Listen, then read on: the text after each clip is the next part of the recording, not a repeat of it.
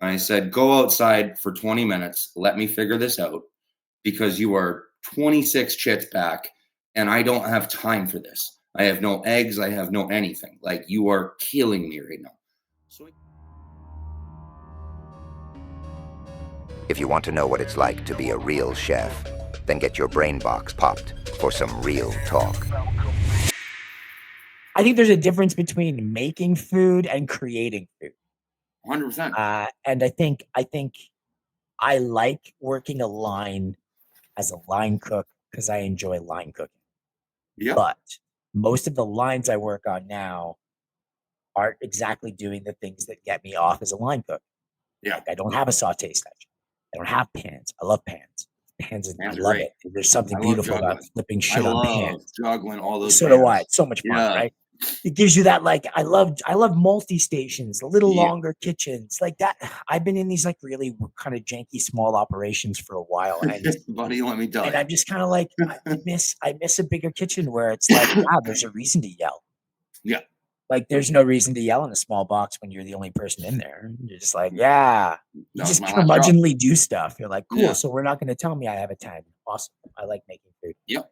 Like I think that's the weird adjustment that I think chefs by and large have to do sometimes is like and again, something that people don't get is like no two kitchens are the same.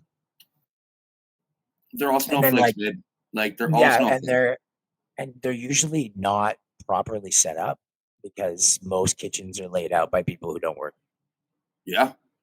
Like, it's really bad. Like, there's no logic. I've had to reconfigure most kitchens I work in, just going like, how am I supposed to do this? Yeah. Like, how has anybody done this? Who fucking hurt you? What did they do? Why is this like this? Like, that's the kind of feeling. Yeah.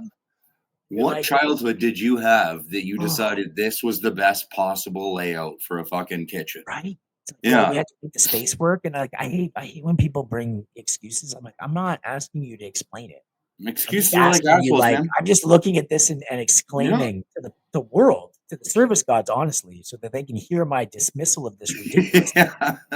They're a real thing, man. All right, here's one for you. Oh, the kitchen gods are really there. Like, I have a thing about hollandaise. Yeah. Right? I have a thing about hollandaise. I'll relate a story. I think you were there at the time. We had a Mother's Day, and I made a 90-egg hollandaise in 3 30-egg batches on the stovetop. Yep. And we ran out at the tail end where I then had to make another 20 egg. And I was the pivot and the end. So I was the octopus who was like just wiggling around. Just doing everything. I had to make the hollandaise because no one else would do it because I was the only one who could do it quickly. I'm not special. I'm really good at replicating people and our chef. Yes. Nope. I think that was the same day that I got kicked off the station for being too slow on a steak. I think you did. Yeah, I got kicked off. I was sat outside after, and he was just like, "Look, man, you just, I was a beast that day. I pre-poached like 2 cases of eggs. Oh, I know. And we just went through it all. I am going to make this happen. I'm not having this beat me. And I was a monster that day. I don't remember, again, back to like that, you're in a fugue state, you don't know. It was like, I don't remember people switching. I don't remember anything. All I remember is like firing eggs and making fucking bennies and just building bennies over and over and over, and it was fucking relentless. And I think we did like, are you frozen? Frozen. This is the greatest pause screen ever. Yeah. Yeah, I think I don't even remember what we were talking about. Something about. Well, we were talking about just like the different variances of kitchens and how everyone's a snowflake. And well, listen, don't throw that out lightly. I mean, let's be honest here. I mean, all right. Every kitchen's different. It is. I'm gonna say this. I'm gonna say this in the politest fashion because I was very frustrated with this phenomenon as well. Years ago, when I first met you, actually, like I came into that scenario having to work with a lot of younger people in a smaller market. So It was frustrating because a large amount of the people didn't understand, like, at its core, you're here to perform tasks to get paid. That's what it is. It's a job. I at the time felt like true believers would be better, and I learned even there that you kind of get what you're given, and you have to kind of make it work. And You adapt. I didn't grow up in kitchens in the time where kitchens were able to be overtly fucking horribly toxic. I just got into like the more legally sneaky shitty kitchens, right? But no one could like whip stuff at you or scream at you and call you names. Like that was pretty, it was on the edge now where it was like that was starting to become just frowned upon in general. And I agreed with it. I never thought that was a good motivator. But I also appreciated the fact that like my motivation was to pay my rent and eat food, and that was it. Like I didn't need any other overarching goal here. And then I happened to find I enjoyed it, so there was like I want to invest in this and enjoy it more, right?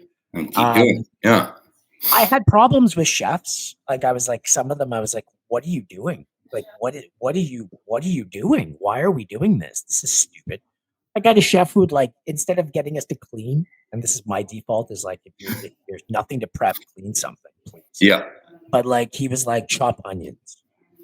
I shit you not, we were because we had onions, and he was like, let's chop them. But he made a point of like, showcasing how he could chop an onion super fast, and he didn't have to look. So I was thinking to myself, I'm like, if I'm you as the chef, and I'm like, look at me, I'm so fucking good, I can do fast stuff. Why am I getting other people to do it? Why don't I just leave that? Like, don't touch my onions. Yeah. Don't touch my onions because I want to show everybody how fast I am with my onions. Like every time, dude, it didn't matter. Like I could be doing. I was sous chefing under this guy, running around doing like 17 octopus bullshit and cooking tickets. And he's like, "Want to watch me cut onions?" And I'm like, "No." Yeah, of course I do, chef. This is amazing for me. And I watch him. He's like, watch. I don't have to watch. And he would cover his eyes. Yeah.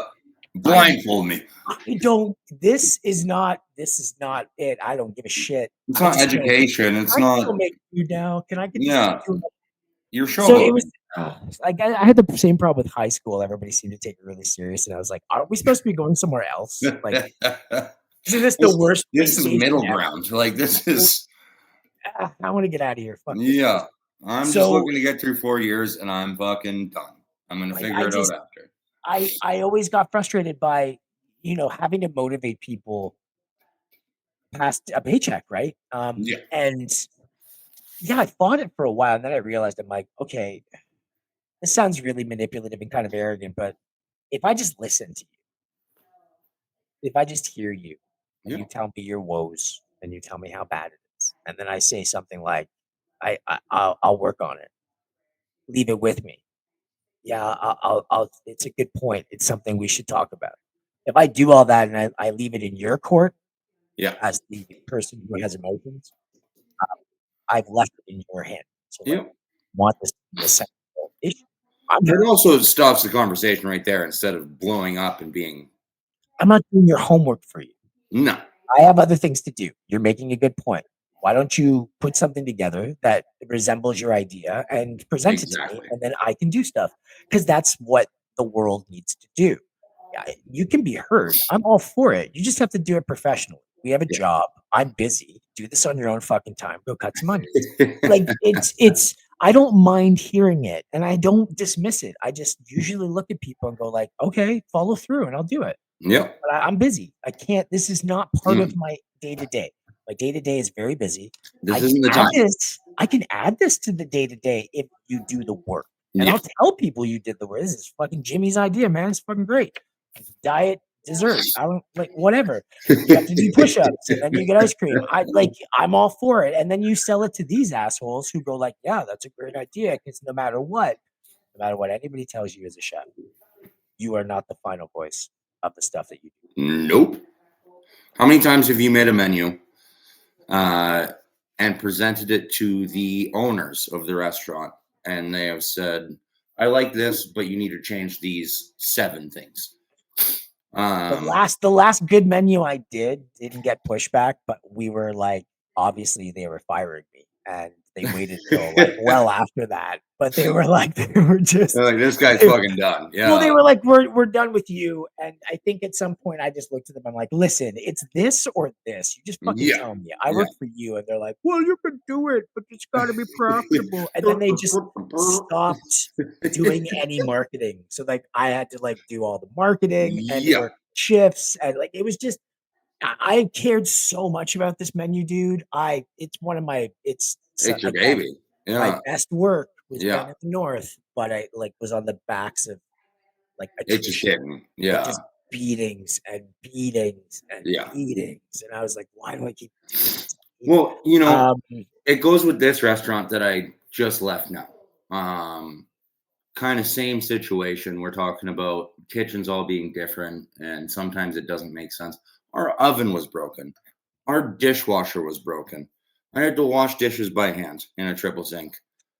I had to cook food out of a barbecue. But you had 3 December. Huh? You have 3 sinks though, so there you go. Yeah, well, yeah. I had 3 induction burners, plug-in induction burners. I didn't even have a range top.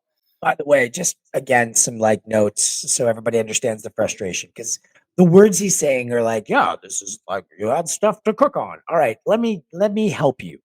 Yeah. Okay, an induction burner. It works through magnets. Yeah. So like I can't really pick the fucking pan up and do cool flippy shit and cycle pans. I can't even put the fucking pan in an oven to heat it up because it could fuck up the induction burner. So I got to take this janky ass no flame because there's no oven. Right? Like, so like an induction burner is great for if you're making pastry. Yeah. Or sauces. Like it's something you can put aside and be like, that's at 40 degrees. Do a simple syrup, do a nice little reduction. It's a great tool not to cook orders that have timing on it. And again, just another note, you fucking people, I know you go into your little fucking restaurants and you go to your little fucking iPad with legs and you're like, oh, I would like a steak if it's well done. And the second you say those words in your fucking little stupid brain, it's magically in the kitchen. Yeah. Like I'm standing there like fucking broke ass Kmart Professor X who could only read your shitty mind. And I'm like, well done steak, guys. And before she leaves your table, we've already started your fucking well done steak. And all the other people that are in the restaurant, their magic orders just appear. Yeah. Like, oof, la, la, la. Like I have a fucking time stone or some shit. No, that's not what fucking happens. First, we don't know what the fuck is going on. So until fucking iPad with legs walks over to a POS terminal and presses the shit in, we don't get it. So if she goes on like a DoorDash ride around and collects a whole bunch of fucking orders, gives it all to us at the same fucking time, we're starting that and all your fucking neighbors bullshit at the same time. Are you telling me that it's going to take 20 minutes for your fucking well done steak? Like, I'm sorry, did you fucking punch it in? Like, and then you get into like the duality of like, hey, I'm making food and you just fucked me by putting like everybody in at the same time, and you're not the only person. I told you to space it out. Just so everybody understands, the bigger the restaurant, the more waiters. If every waiter behaves it the exact same way, in other words, a large group of people comes in. Let's say over the sustained period of a half an hour, 100 people arrive on site in a different variants of different clusters. Let's be nice to the front of house and unkind to us and assume that every single group is a quad. All right? And I'm not doing the math. I don't care. So you got quads everywhere, and we can 100 people by 4. That's 25 heads per server. So each server is now dealing with 25 of these 100 people that came in staggered over a 15-minute period. That's a big rush. That's really fast. And what's going to slow this whole process down is drink orders. What they're going to do is they're going to default into a reduced greeting into drink order and priming for the order. And these are usually lunches. We're not going to pretend like this is a fucking dinner. So this is a lunch. It's a shitty lunch. And you have a shitty lunch special, which is like soup. Most of your lunches aren't busy, so you don't have a lot of it. And that's going to be, I'm putting that red herring out there, like that Schrodinger's, what was it? Chekhov's revolver. You have only a certain amount of soup. I'm going to leave it there. We'll get back to that shortly. Yeah. So all of a sudden, all these people have now got their drink orders in. Now, smart waiters, good waiters, all 4 of them are going to go table by table and they're going to go and punch it in. and they're going to go and tell you straight to your face, you're about to get fucked. I'm sorry. Good waiters will do this. They will come into the kitchen and they're going to But say, that's listen, not the way it works. listen, we're going to get killed. And I'm sorry. And I'm sorry. I can't do this. I'm just going to go table by table. Thank you. Okay. Yeah. So let's pretend everybody does table by table. We're still getting beaten the shit out of, but there's a stagger. Yeah. It's a stagger because all 4 waiters are going to their tables at the same time, which isn't true, but we're going to pretend. And they're coming back to the POSs and punching in their quads at the exact same time. Yeah. Which means on average, it's about 4 by 4 every 4 minutes. Yeah. To the maximum of 25 people per side, which, I'm not doing that math, but you get the logic. No. There's no point. But it's literally all at once in 30 minutes. Conversely, the kitchen generally doesn't have to deal with this fucking problem. So now they have a shortage on supplies, and now they're probably going to have to deal with doing 2 things. One, they don't have time to track down the line. What's going to happen is bad kitchens are going to just fire, and they're going to fire all chits as they verbally come in. Yeah. And they're just going to verbally fire everything and not track. Good kitchens would cluster fire and be like, okay, we're gonna wait for 2 of these rushes. We're gonna combine 2 rushes, and then we'll eventually cut into the time because we'll be doing more tables at the same time. Yeah. And that's a good way to sort of navigate it, right? And that cadence is giving you time to be able to address things down the line. Like, let's say you run out of soup at ticket 25. Right, when we know there's 75 more heads coming. So ticket 25 is at the first half, like the first third of your service, and you're in trouble. So now you have to respond because down the line you have so much soup, it's just ridiculous. Now you have to get into the soup. So like these kinds of dynamics are things that in thriving, strong communication structures, people would have slowed the door down. See, the breakdown happens when you don't control your flow. If you controlled the door and had people wait for 15-minute increments, then you would have a 15-minute head start on everybody. So and then here's the point of that too, though. This is what I have understood, especially working in more open-faced kitchens, where you can see the guest flow coming through. Yeah. You as a chef professionally know when to tell the staff service, the hosts, whatever, like, okay, I've just watched 70 people walk into this restaurant. Yeah. Can you stop? Because we know the flow of what we're doing. They, for some reason, think that it's just insurmountable and they can do. The problem is like it's no different than chefs having an understand, like a lack of understanding of how to deal with people on the front end. Yes. I mean, most chefs have never served, right? Just like most servers have never cooked. They've never cooked. They've never done what we do. So that language, like to them, it's like when you're good at your job, it sucks. It's a curse. Like when you've got a kitchen that you're like, rah, rah. Like I've been on services that you're so on that like I start yelling at the front of house. I'm like, more. Just keep it coming. You know what? Keep it coming, baby. Hold the door for 5 minutes.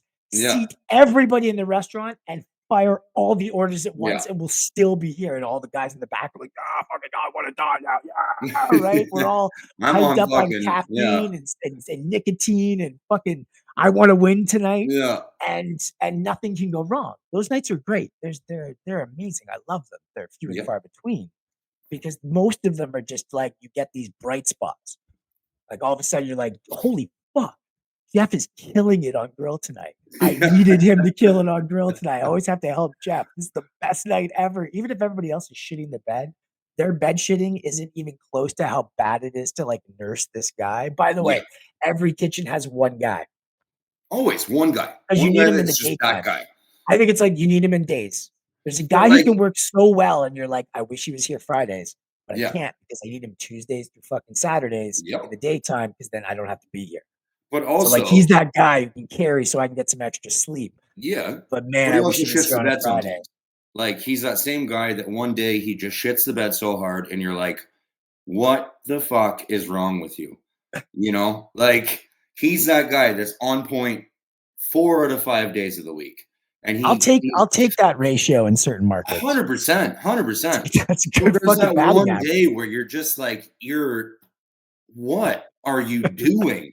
Like, did you get hit in the head by a fucking rock on the way to work? As I aged, I think what I did, because I think I did this to myself. you might do it to yourself too, but like I might look at people and I'm like, when I interview them, I'm like, I know inside my mind, this guy's garbage. I know. For some reason, there's some part of me that's like, he's a good guy. I can work with this guy. Okay. And you shouldn't, because like 2 minutes later, there's going to be a guy who you don't want to talk to. You'd be like way better than this guy. And you're like, oh, I just gave that job. Fuck, you're not wrong. Like, but I'm like, oh, I'm committed. Like I can't. And you haven't given the guy anything official. Story. It just hurts. Yeah. I'll tell you a quick story. This is while I was working again back. My 2 cooks decided that I was too mean to them over a Sunday brunch because they were completely ill prepared. To the point where I kicked them both off the line. I said, go outside for 20 minutes. Let me figure this out because you are 26 chits back and I don't have time for this. I have no eggs. I have no anything. Like, you are killing me right now. So I kicked them off the line. The next day comes through. They're both supposed to be working at 11 o'clock. They don't show up. Oh, they don't have jobs. So it's me and one other guy working on guard station. We did 176 heads for lunch. Him and I crushed it. Like, I'm not joking when I say this is the guy that we're talking about.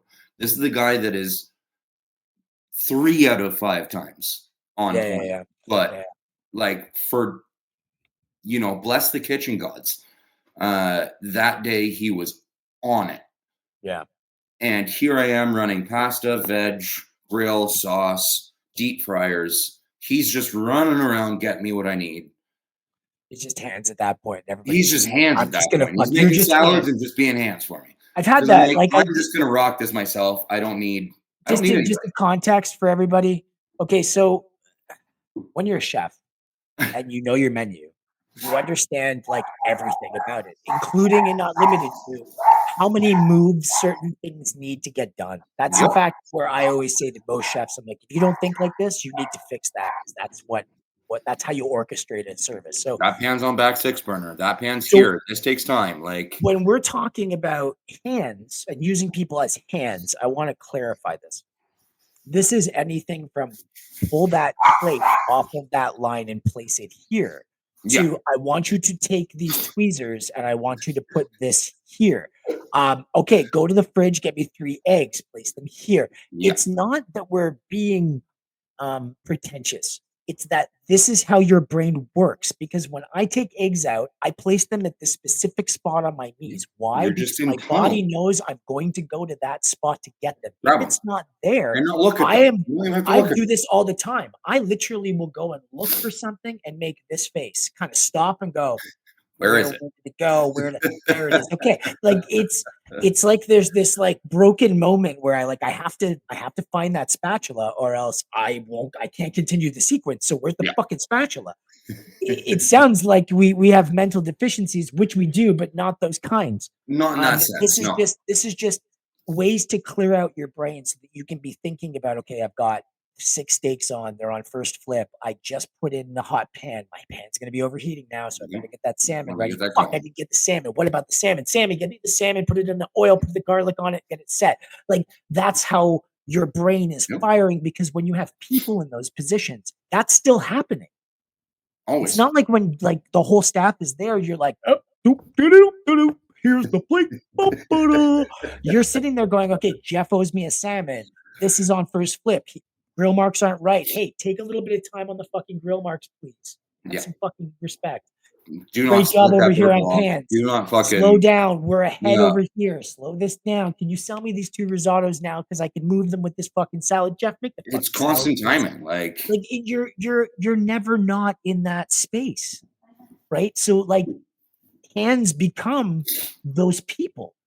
You're just filling in those moments, and now you're going, okay, I can do Jeff and I can do Sammy, but I need somebody to do fucking Billy and I need somebody to do fucking Kevin. As long as I have Billy and Kevin, I can do these 2 spots. I can do pans, I can do grill, and I can probably prime fryer. I just need somebody to watch my fryer. I don't want to watch my fucking fryer make me a salad. Like it goes down to how your line's set up, why that is important. I mean, there's so much that goes into the orchestration of a service, regardless of how big or small the dining room is. I think. One of my favorite / least favorite things is you go to somebody's house, family or friends, they're doing a big event, and they go, "Oh, the chef's in the house."